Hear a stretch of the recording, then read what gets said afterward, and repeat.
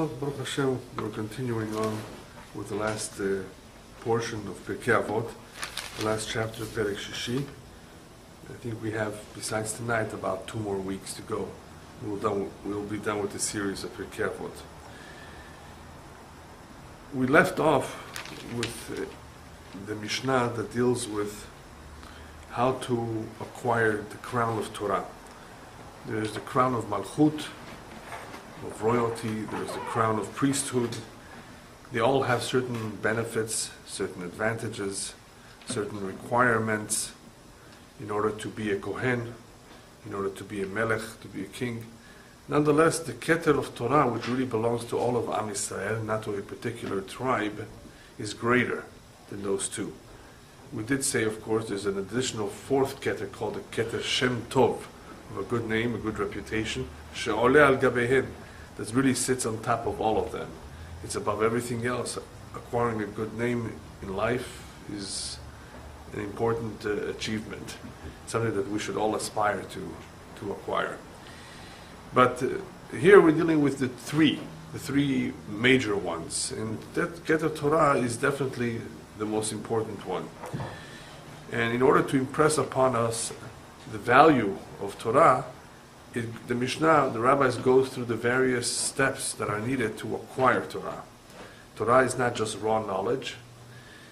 Torah is intended ultimately to mold us, to mold the Jew, to mold his personality, to discipline him, to give him the proper outlook. But even with all that, there could always be an ulterior motive when one learns Torah.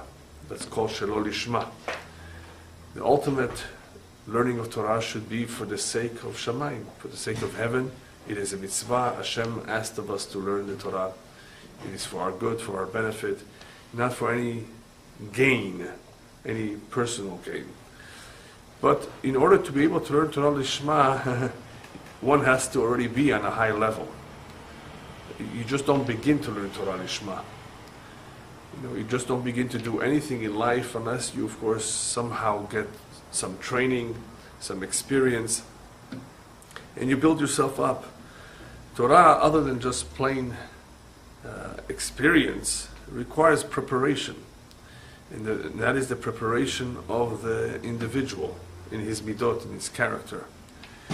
If one's character is not refined, if his outlook is not correct, if his motivation is not right, not for the real reasons, then it will be lacking. It will not be the same. It will not be the same Torah. Nonetheless, the rabbis tell us, "Le'olam yilmad adam Torah shelo lishma, shemitoch shelo lishma yavo lishma." One should always learn Torah, even shelo lishma, not for the real sake, not for the real reasons, even if he's just curious, even if he's just trying it out, even though all he's trying to accomplish is to be knowledgeable in Torah, but not necessarily for its real sake. Let him do it. Let's just get him started. Because eventually the Torah will guide him. It will elevate him, and hopefully, B'ezrat Hashem, he will merit to learn Torah Lishma, for its real sake.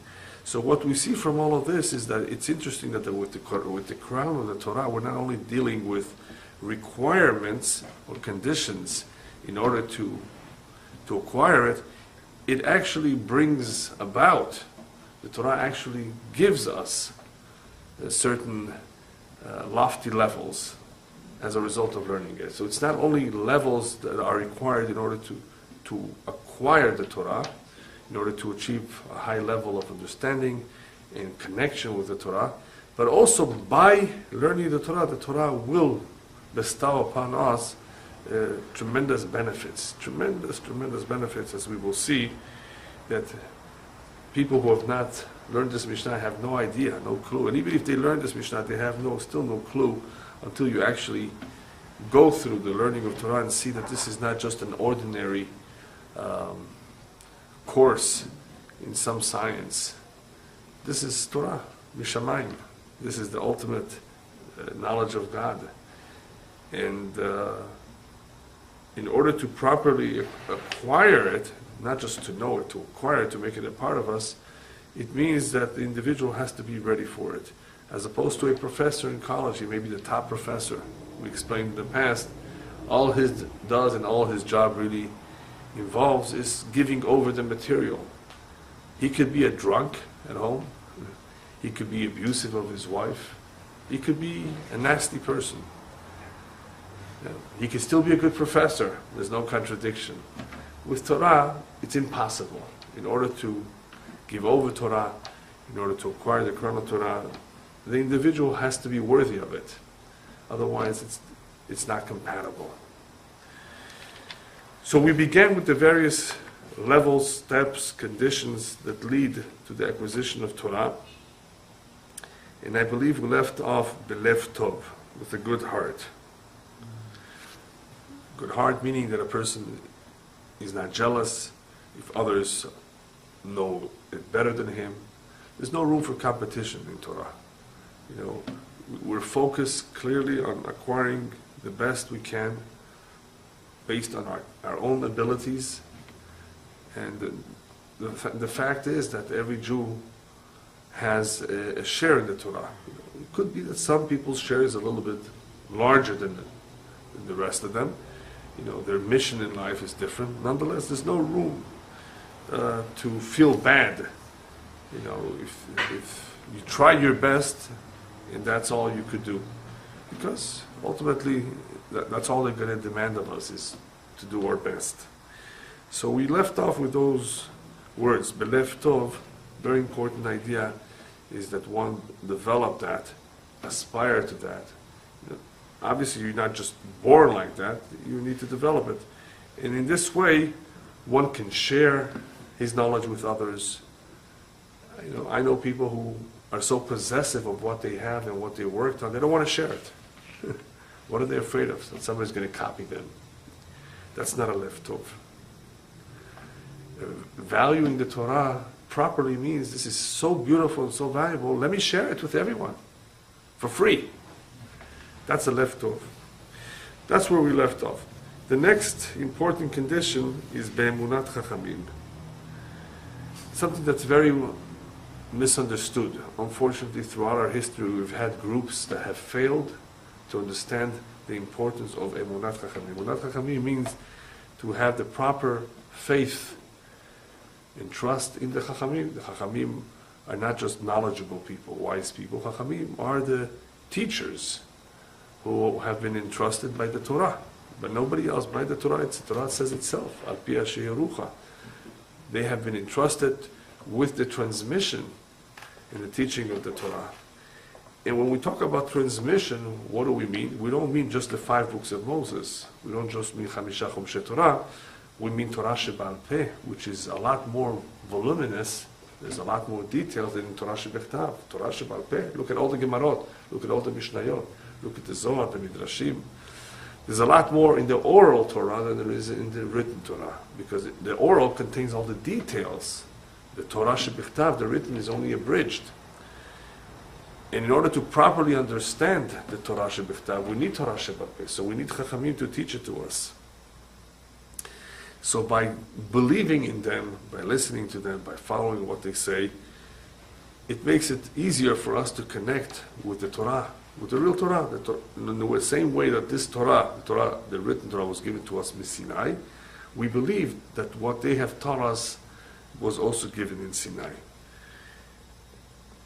Therefore, one who makes fun of them, looks down on them, is disrespectful of Chachamim, is obviously at some point in time going to be disrespectful of the Torah too, disrespectful of the tradition. It's either the whole thing or nothing. You can't just pick and choose. I like this mitzvah, I like this chacham, I don't like the rest of them. It doesn't make sense. Obviously we have preferences when it comes to people, individuals. That's something else. But to minimize a Talmid Chacham, who's a true Talmid Chacham and accept a Talmid Chacham, means that we're minimizing the Torah. At some point we're minimizing the transmission, the chain, the link of transmission from Sinai.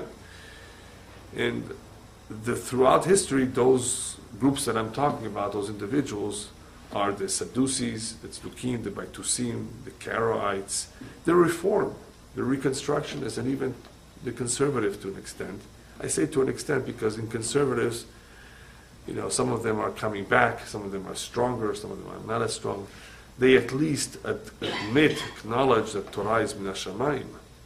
They have a little bit of an issue with making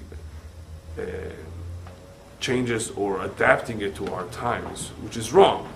But at least the ones who admit that Torah is min hashamayim, they have a chance to one of these days embrace it and come back.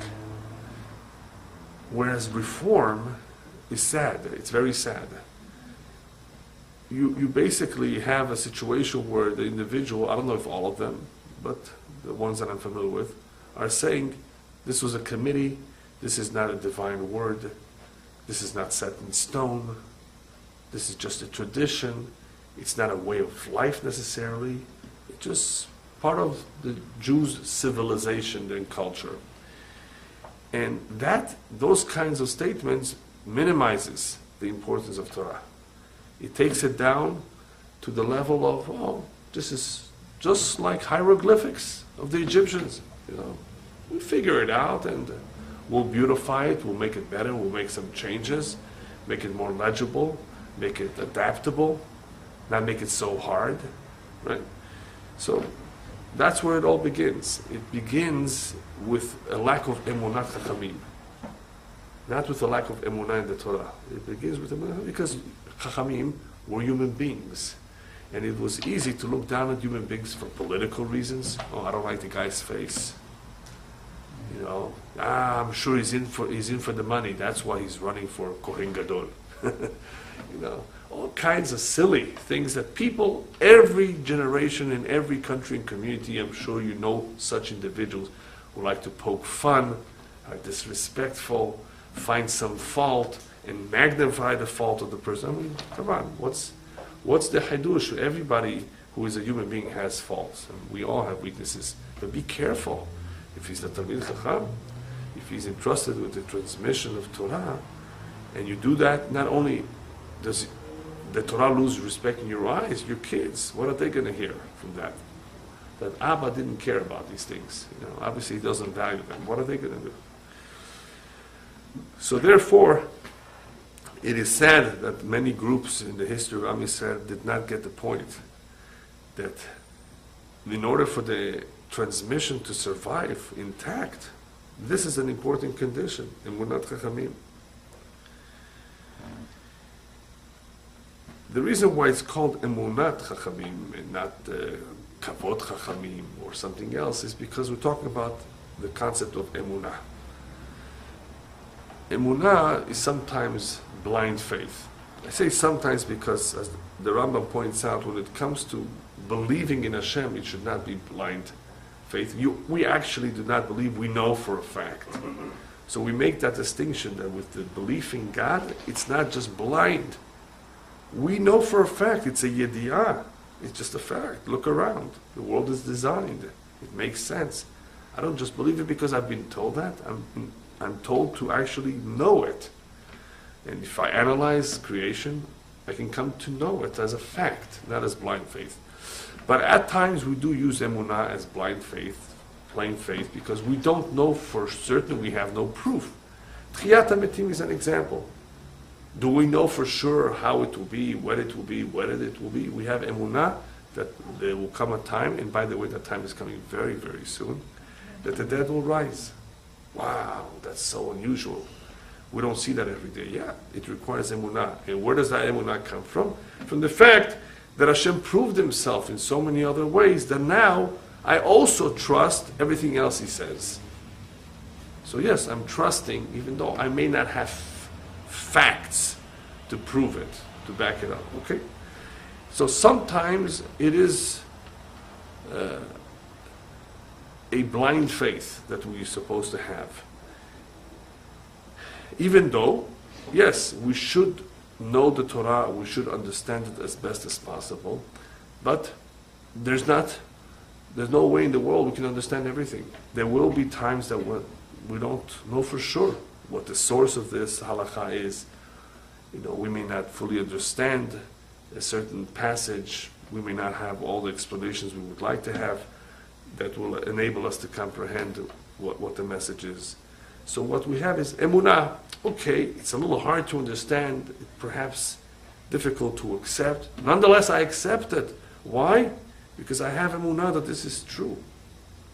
And that is the fortitude of our forefathers, where they were able to give their life for what they believed in because they believed in it blindly. So if you don't have a blind faith as well as knowledge, basic knowledge, then one may have a difficult time during challenges to his faith, whether it was during the Inquisition and other times, or if he's full of doubts. He's a thinker, and thinkers are sometimes in trouble. You know, it's good to think, it's good to be a thinker, but you can get yourself in trouble if you don't have proper emunah, because now what? I have these doubts, and I don't have anybody to ask these very complex questions to.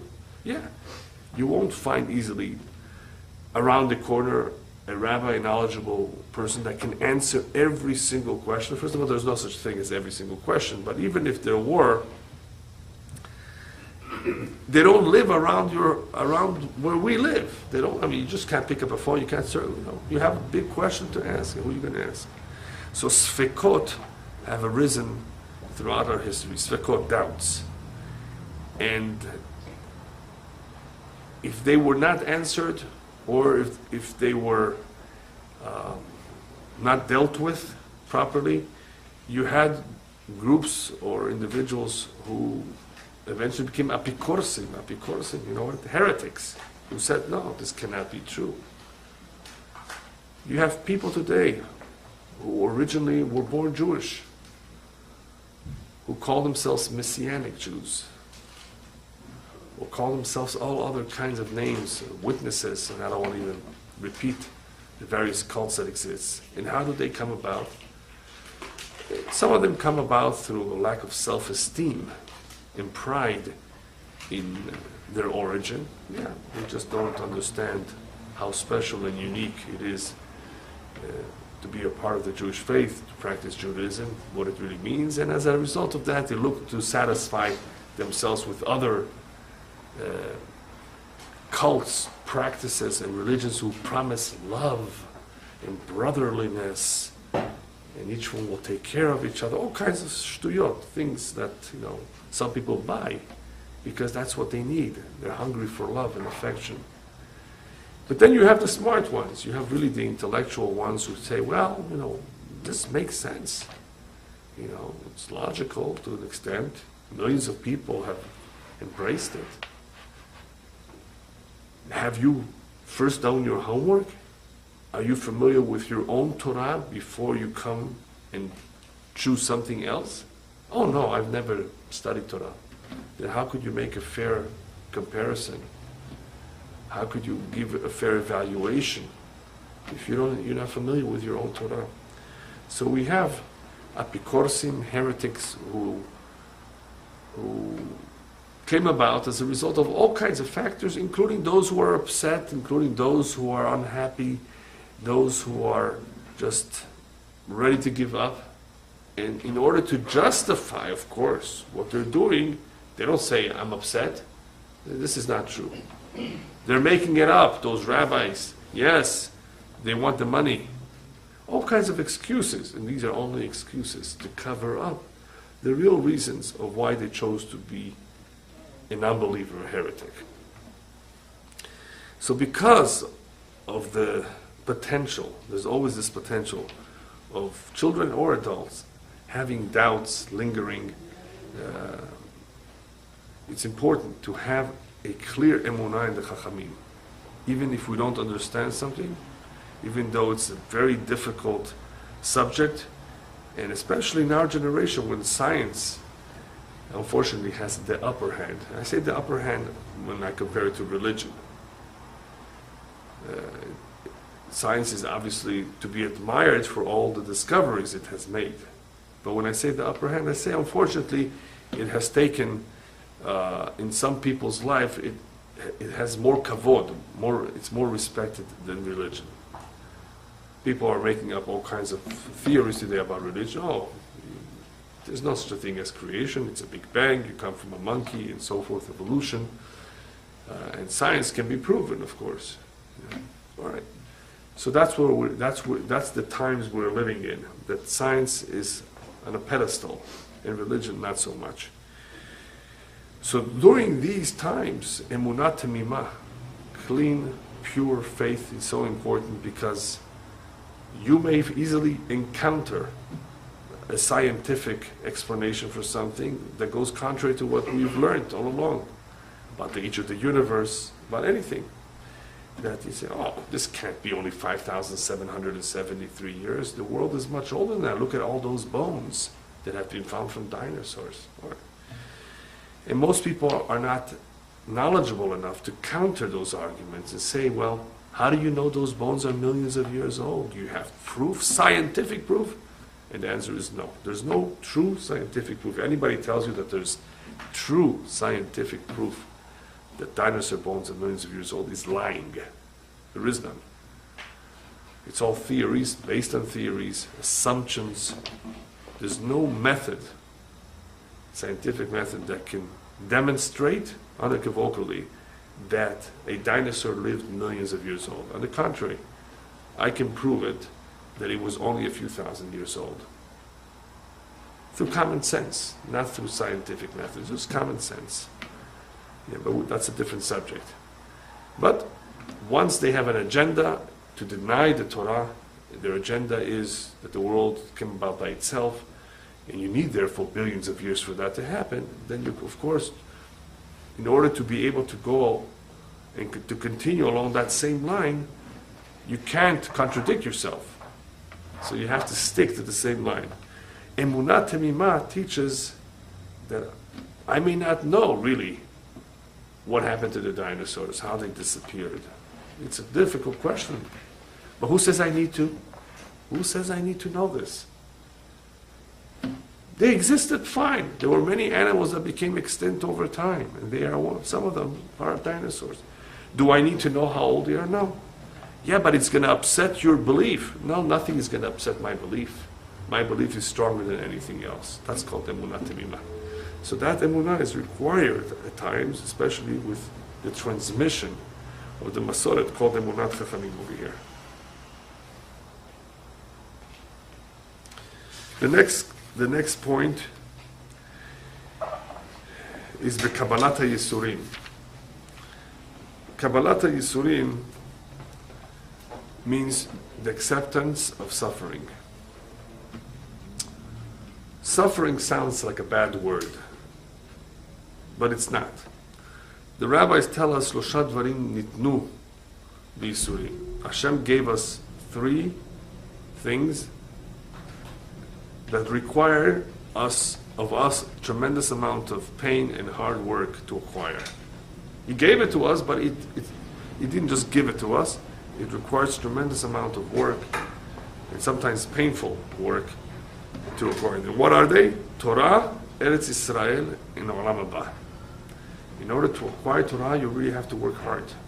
Sleepless nights, complete dedication and immersion, and sometimes that may be not comfortable. Eretz Yisrael, well, you all know how hard it is to acquire Eretz Yisrael. It's not easy. We've had our share of enemies. The land is, of course, a sweet land, Zabat Chalav Udvash. It's blessed, but at times, unfortunately, when the inhabitants don't behave themselves, then the land does not behave itself, and it makes it more difficult. Olam Haba, you want to have a share to the world to come to, you have to work hard for it, right? You have to earn it. Anything that is given to us b'yisurim means you have to work hard for it. Why should I work hard for it? Because Hashem wants us to appreciate the value of it. Hashem could have given us the land of Israel on a silver platter. He made us conquer it. Think about it. We left Egypt, go through the desert, now we have to fight wars. I want this on a silver platter. Why do I have to work so hard? Why do I have to conquer, drive out people? Hashem says, I want you to appreciate it. I want you to fight hard for it. If you don't fight hard for something, you're not going to stick with it. You're going to give it up at some point. Look how many people today are willing to give it up. It's nothing. so much blood spilled for it. This is our heritage. This is where our forefathers lived. This is the promised land. What about all that? Oh, no, that's a fairy tale.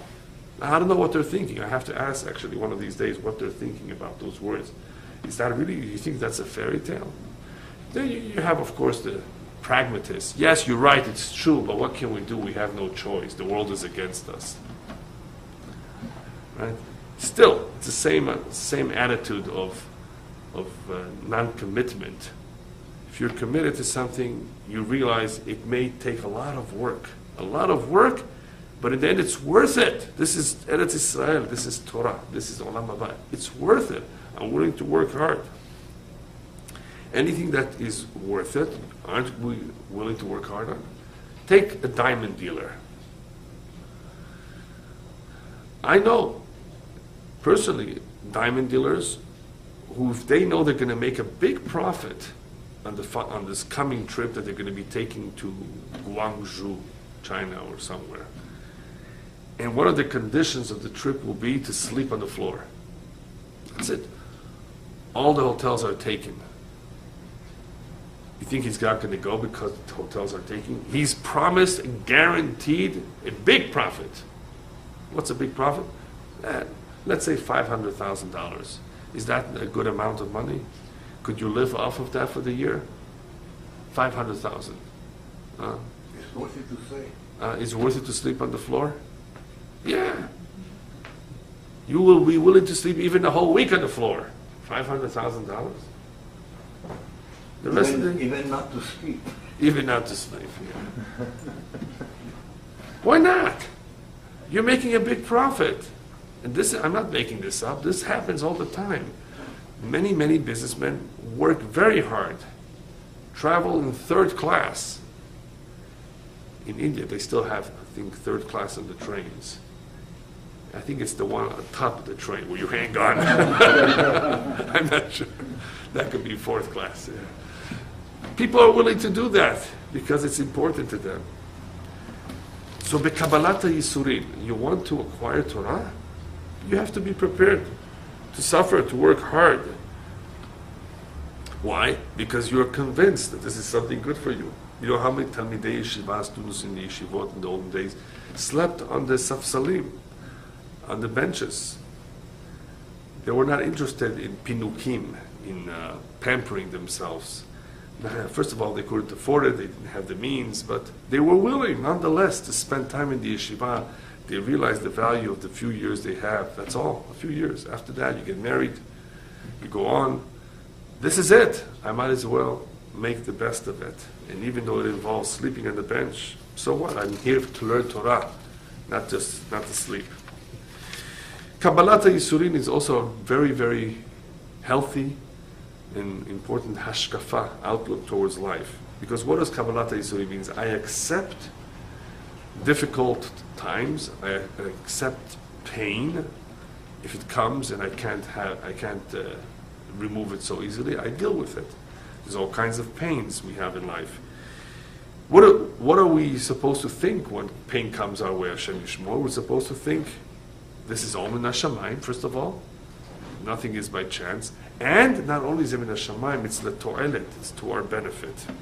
How is it to our benefit? Well, imagine somebody you owed a lot of money to came and basically forced you to pay him back. Are you going to feel bad? Yes and no. You're going to feel bad because he forced you. You're going to feel good because Baruch Hashem, you don't owe anymore. The debt has been taken away from you. You don't have any debts. You're clean.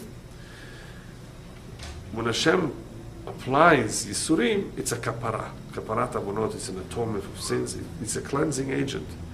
So that's the right way to look at Yisurim. We should never know of them, of course. We don't wish for them. But if they do arrive, they serve a purpose. It's all min hashamayim. So this Kabbalat HaYisurim is also a proper hashkafa, a proper outlook on how we're supposed to look at pain and suffering in life. The readiness to accept Yisurim, however, is important because it brings one closer to Hashem. How does that happen? The fact that one has the readiness, in other words, he's He accepts it, understands it as best as possible, and does not complain, is because in the end he realizes it's coming from Hashem. So the readiness to accept it, to go along with it, will have the effect, the result will be that this will bring him closer to Hashem. As opposed to another individual called Bo'et B'Yisurim, which is the opposite of Mekabel Yisurim. Bo'et means to kick. He's upset, he complains, why me? I don't deserve this. There are people like that. What did I do wrong? On the contrary, I'm just doing teshuvah right now. Now, everything is turning bad on me. You have to be very careful from that. Bo'et B'Yisurim is a terrible thing. Person who's Bo'et, who kicks, who rebels, who refuses to accept Yisurim, then the Yisurim are not mechaper. It will not atone. Atonement is usually very, very effective when one accepts it bi'ahava, out of love, b'simcha, happy. So therefore, one who complains, what this will do, kabbalat the Yisurim, it will further him, distance him from Hashem. Whereas one who accepts it will bring him closer. This Kabbalat Yisurim is expressed in various pesukim. Shlomo HaMelech in Mishlei tells us, Shma beni musar avicha ve'al titosh Torah timecha. You may recall those words. Listen, my son, to the rebuke of your father. Rebuke, as we will be learning next week, there's different kinds of rebuke. But one rebuke is Yisurim. Hashem is rebuking us, is admonishing us. It's not just plain criticism. So Shlomo Melech, of course, means both. Listen to the rebuke, the criticism, accept your father's direction and admonition. And also, your father, meaning HaKadosh Baruch Hu. Shma beni, listen to that musar. Try to examine your deeds, perhaps, and figure out why this is coming, but don't complain. Accept it. Why should I accept it? So he continues on, because I have some good news to tell you. Ki tasher yohav Hashem yochiach. Who does Hashem give musar to? Who does he bring about pain? Only those who he loves and cares about. What that means is that you can have a rasha, a wicked man, a bal averot, a sinful individual, who's living a tranquil life. Nothing bad happened because Hashem does not like him. So he rewards him for whatever few good deeds he did in this world, but upstairs there's a reckoning and accounting to give. Those who Hashem loves, he will give musar. So if you have gone through a painful experience of some sort, like you broke your arm, right? It means Hashem loves you.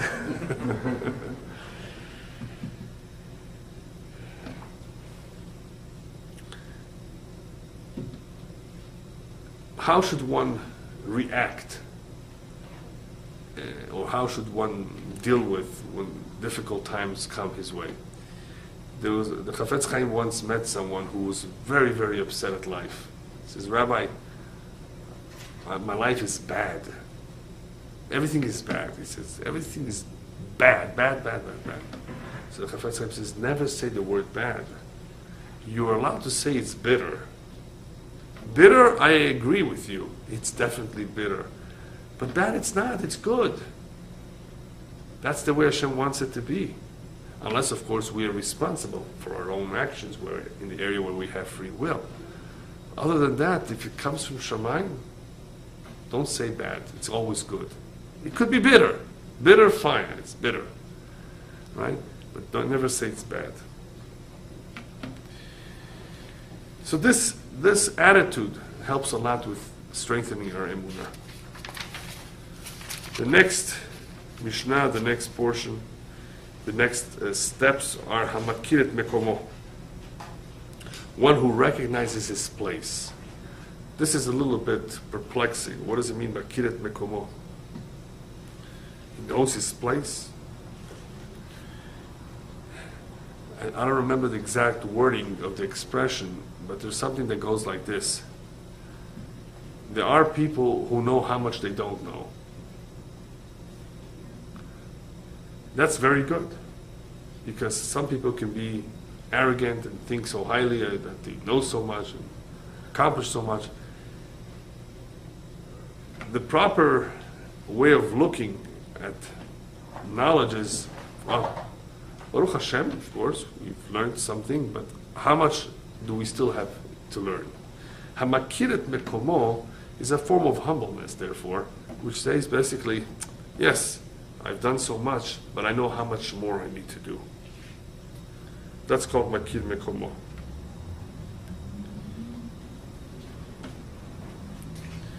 How much more he needs to learn.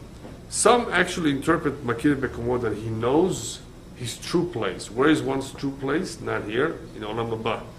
That could also be acceptable, because that follows Kabbalat Yisurim. The person is having a hard time in life and says, you know what, my real place is anywhere, not here, it's there. Okay. There's another story with the Chafetz Chaim where one was complaining about the weather. Rabbi, it's so foggy, it's so soggy, it's so terrible, it's so cold. He was always complaining about the weather. Every single day, something else about the weather. Hot, humid. The rabbi tells him, don't complain so much. Imagine, he says, he gave him a mashal, there was once an individual who stopped off for the night at a hotel. The next morning, as he's about to leave, he goes over to the manager, says, manager, I have some ideas on how you can remodel your place to make it look better. You know, move away the stove from the bed, broaden the windows, you know, so there should be more light, and change the linen, the carpets, the ashtray should be a different kind, all kinds of details that he's giving him advice. So the manager asks him, tell me, till when are you staying here? He says, no, I'm leaving now. He says, then it's none of your business how I run my place. Don't give me advice on what to do. You know, one day, what is it your business? Chafetz Chaim says, we're here for a day or two. You know, we're not here for that long. What are we going to complain about how things are? Before you know it, it's over. Time is short. So it doesn't pay for us to complain. Just accept it the way it is. So hamakiret mekomo is important. That second interpretation is important because there are stressful situations in life, and these stressful situations sometimes cause people to lose hope, or at the very least they take him away from learning Torah. He says, I don't have time for this. I got to pay bills. They seem to forget that this is your ticket to Olam Haba, to the world to come. You know, don't stop learning just because you're having a hard time. Don't blame that, the learning.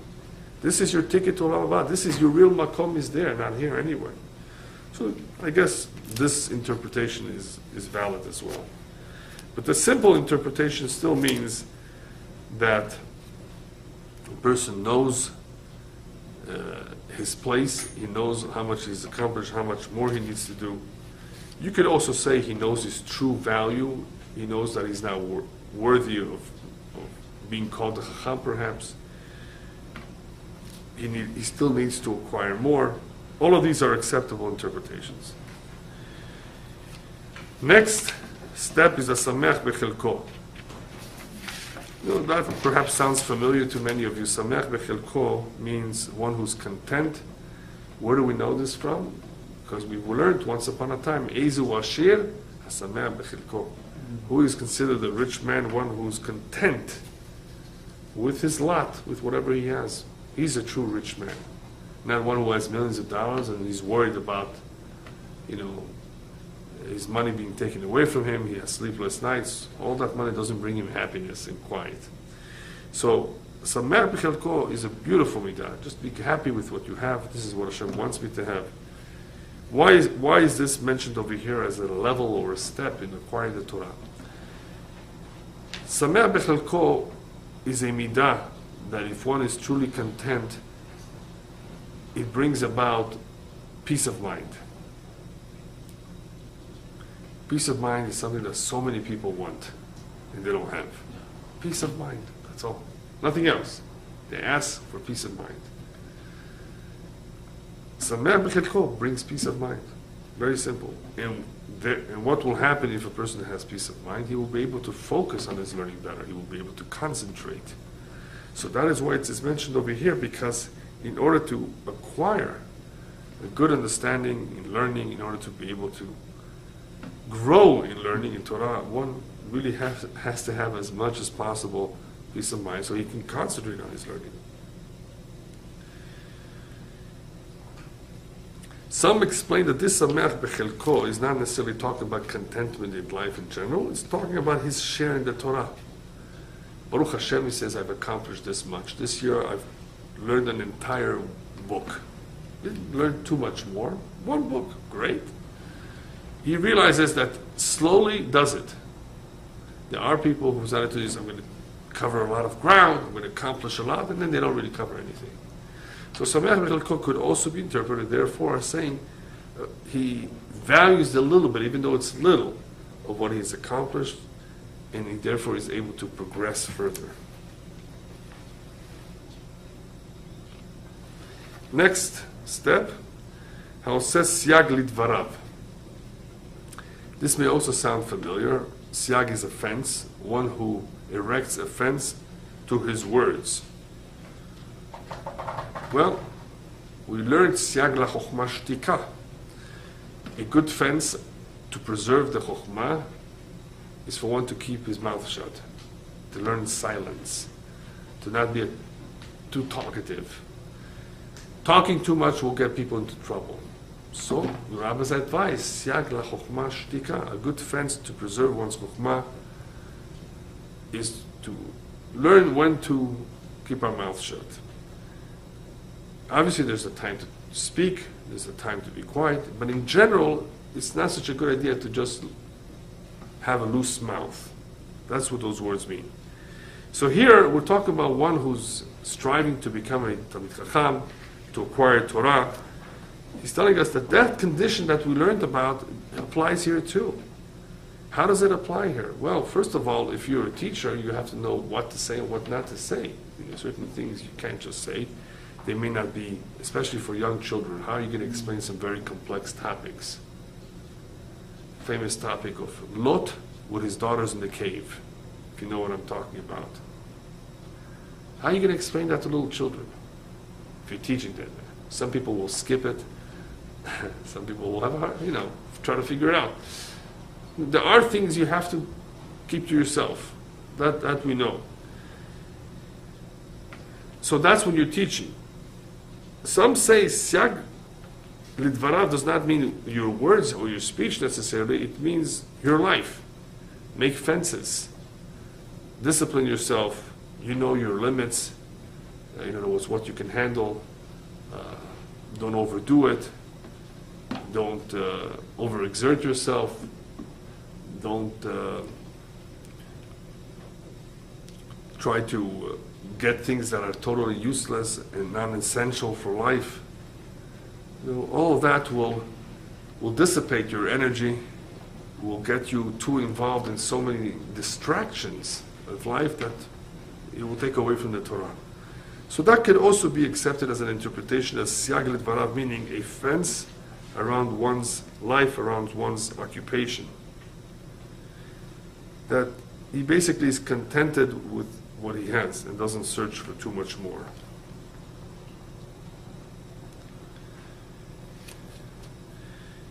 I wanted to, however, add my own interpretation here. Siag Lidvarav, since we're dealing with someone who wants to really achieve a lot in Torah, the highest levels of Torah, a siag for diburim means that in order to acquire Torah,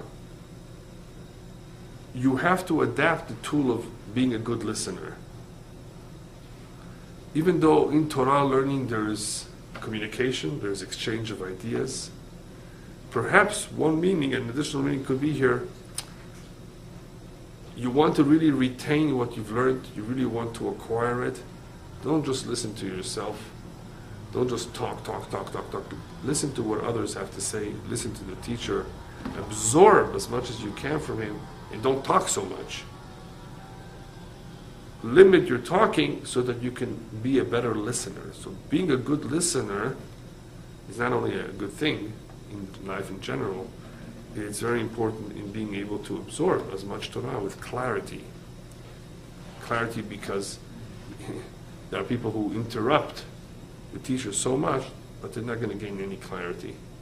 You listen, perhaps it will sink in a lot better.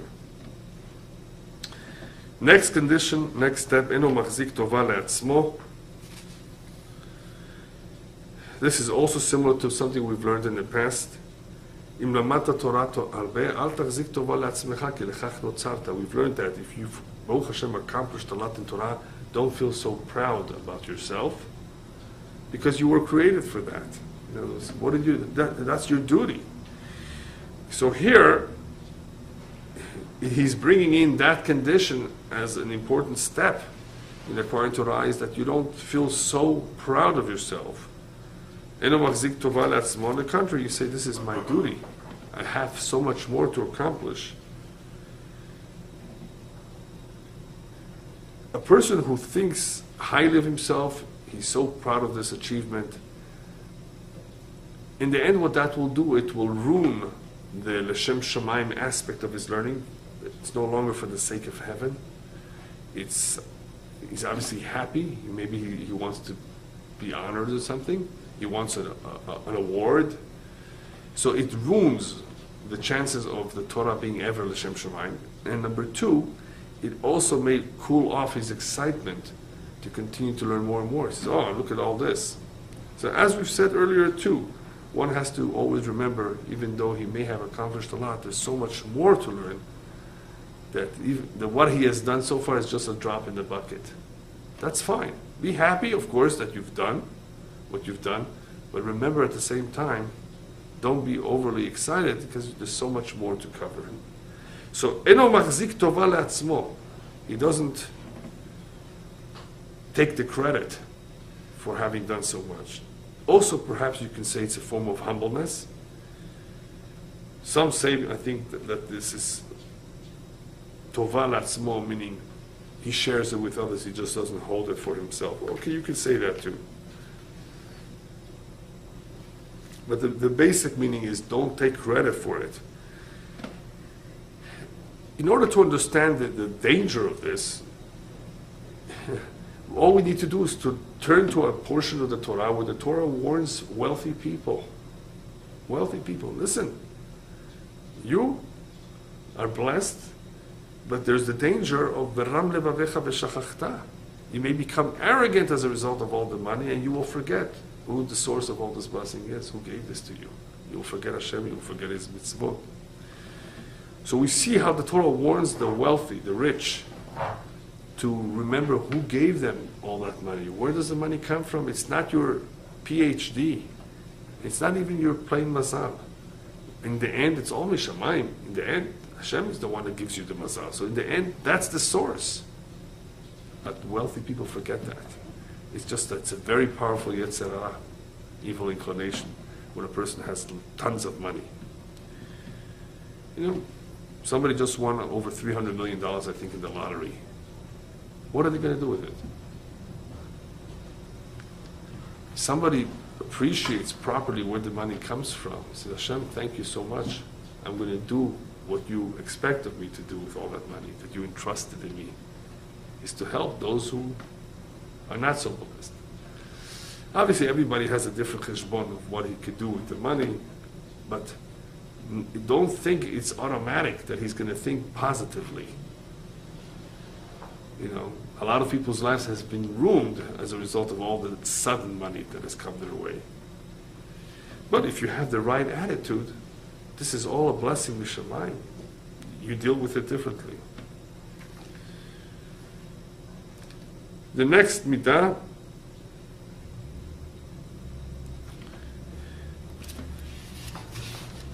is ahuv. Ahuv means he's beloved. Beloved. Here we're dealing with a midah, a characteristic that has already been achieved, as opposed to a step. This is something much more already achieved. One who's completely permeated with Torah, Torah Lishma especially, you will see it. It will be noticeable how he's ahuv. People admire him. People look up to him. He's beloved. He's well liked. He's respected. That's an excellent sign that he's real. That the Torah, therefore, in him is real. They don't like him because of his money. No, that's external. They like him for what he is. So one of the ultimate results, positive results, of course, of somebody who goes in this path and elevates himself step by step to acquire the Torah is that he will become ahuv. He will become beloved. As opposed to who? As opposed to movie stars. Aren't they beloved and admired too? But what's the difference? By them it's all fake. The makeup is fake. Their behavior is fake. The programs pay lots of money to lift these people up. Corporations invest lots of money in advertisements that could be misleading to sell a product. They want to raise their product in people's eyes. They want to give it much more importance than it really deserves. You know, there's a lot of fads these days of all kinds of miracle foods. Oh, take this berry from the Amazon jungle every day, and you will feel younger, and you will lose weight. Oh wow, every American likes that. Lose weight? Especially if you're always having junk food every day. And here you're promising an easy fix, and there are no easy fixes, we know that. And all of a sudden the movie star gets up. Who do they put to sell the product? A movie star. Oh, because you respect the movies. He's telling you this. It must be true. What does it turn out to be? It's not a lie. No. You can get yourself in trouble for lying. But I don't know if they would call this a white lie or what. It's not accurate. Because you can get the same health benefits, forget about the actual promises of losing weight, you can get the same health benefits from other foods as well. So why spend $55 on a bottle of concentrated berry from the Amazon? I'm saying berry because there's all kinds of berries. Why spend that much money? Because somebody wants to make money on you. That's all it is. Perhaps they believe in it too, but it's not 100% accurate. In order to convince, what do? Therefore, they spend tons of money in advertisement to convince you. One who has Torah Lishma, one who's permeated with Torah, does not have to convince. He's not artificial. It can be seen. He's looked up to, he's well liked. That's the difference. Ohevet hamakom, this is something very special. Somebody who has grown a lot in Torah, he loves Hashem. I would expect so. No. Don't think that's something that just comes naturally and automatic to anybody. To love Hashem is not so easy because you don't see Him. How do you love somebody you don't see? When you see someone, then perhaps there's a connection to be made. You see His kindness towards you, but how do you love Hashem? Ohevet hamakom, when one learns Torah, it comes to see, wow, what a God. Look at all the love and kindness emanating from this God in the creation of the universe. Look at the design, look at the attention and care that He has given everything from the smallest creature and blade of grass to the greatest galaxies. If we think about it, it brings love, it brings admiration, it brings fear too. So look at what happens to someone who actually learns Torah. At some point, he will see from the Torah the greatness of Hashem, and he will come to love Hashem. This Ahavat Hashem is also therefore indicative that the Torah is pure. Otherwise, he wouldn't come to such a conclusion.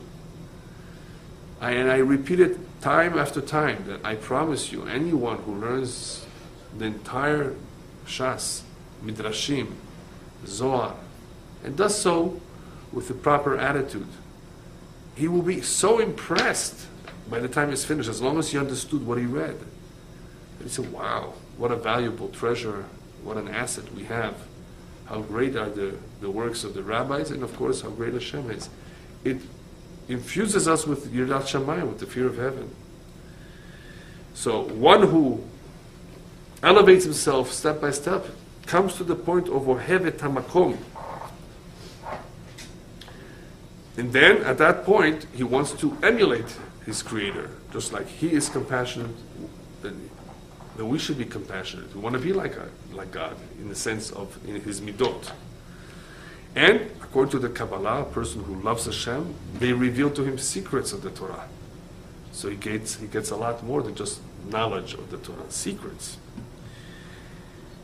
Ohev et habriot, very, very important idea too. At some point, not only does he love Hashem, he loves all humanity. He doesn't discriminate. He has no prejudice. That is a true indicator of an individual who learned Torah, and Torah Lishma probably. He loves everyone. Why? Simple.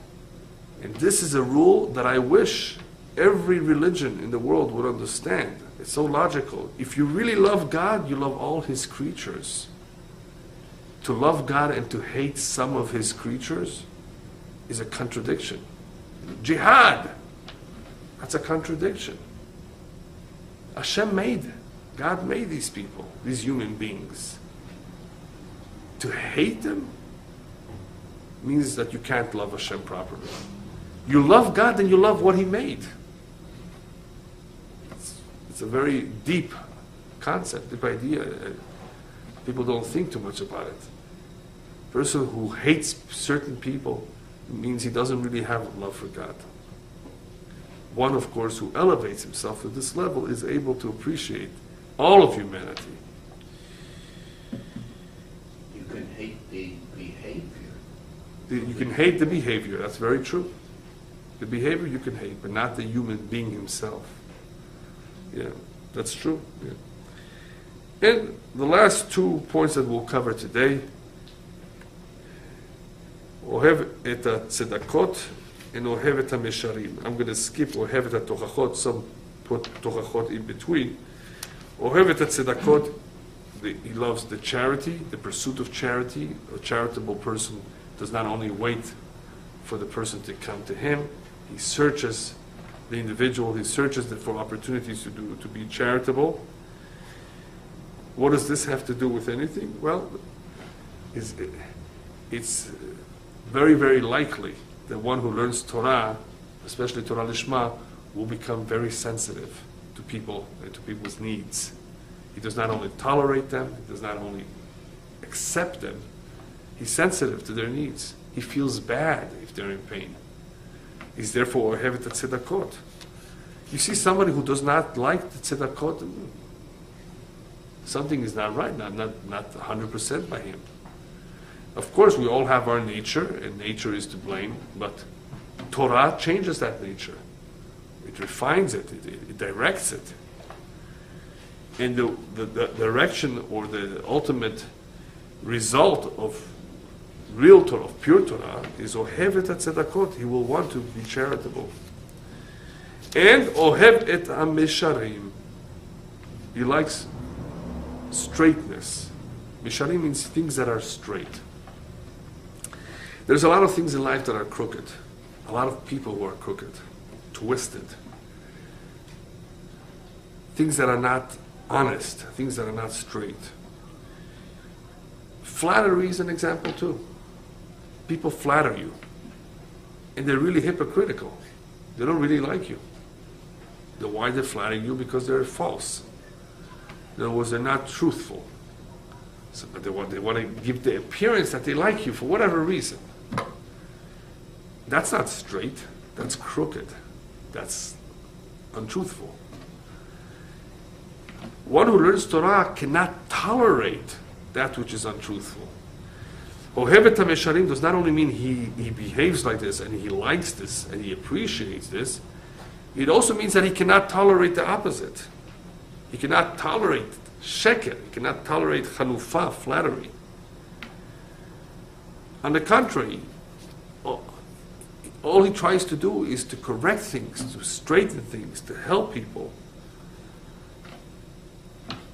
You will find the two in your life. You will find people who may, by the way, not be so learned, but they're still honest and straight. It's not necessarily conditioned that you have to be learned in Torah in order to be straight. There are people that, Baruch Hashem, have a good, solid education. Their nature is solid. They're firm. They're consistent. They're honest. They have very good virtues, good qualities. And there are those who learn Torah and are rotten. Nothing, it's not necessarily related to that.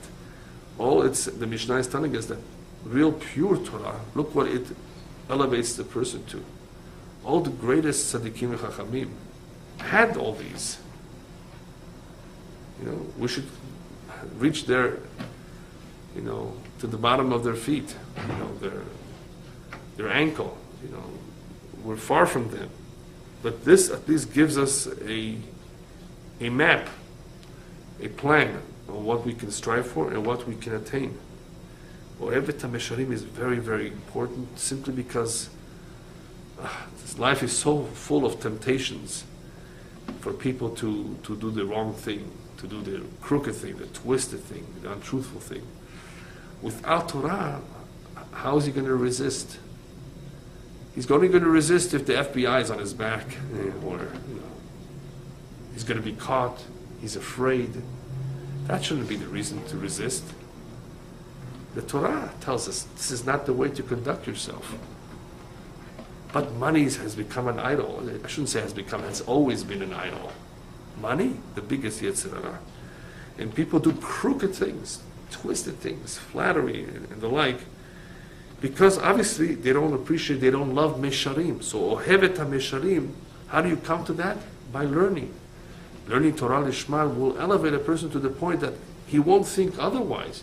This is totally unacceptable if he sees something that's smelly, that's rotten, that's corrupt. He says, no way will I have put my hand into this. He won't even have to think twice about it. If it's sheker, if it's twisted, if it's wrong, if it's illegal, he won't even blink an eye, as they say in English. Somebody who doesn't have it says, oh really? Where do I sign? If something is tempting, yeah. So what? Look at the callousness and the carelessness and the indifference of certain people who are supposed to be religious, but nonetheless, when they're tempted, they all of a sudden look away. Nobody's looking, It's okay. He's rich anyway. He won't feel it. All kinds of excuses to justify stealing. Oh, it's the government anyway. It's okay. Chaz v'shalom. You can't say that, because you can't pick and choose. Or from them, I could steal, from him not. This is okay. This is not. If it's wrong, it's wrong. But to know the difference between right and wrong is sometimes tricky. So the Mishnah tells us, well, it's not tricky for one who learns Torah. It becomes natural to him. Ohev et HaMesharim. He will like it. It will be normal for him. He won't think twice about hurting someone. On the contrary, he will only be helpful because he likes everything straight and not crooked. I think this is one of, I shouldn't say this one more than anything else, but this is a very, very important quality that comes about as a result of learning Torah properly. Okay, that Hashem will continue next week.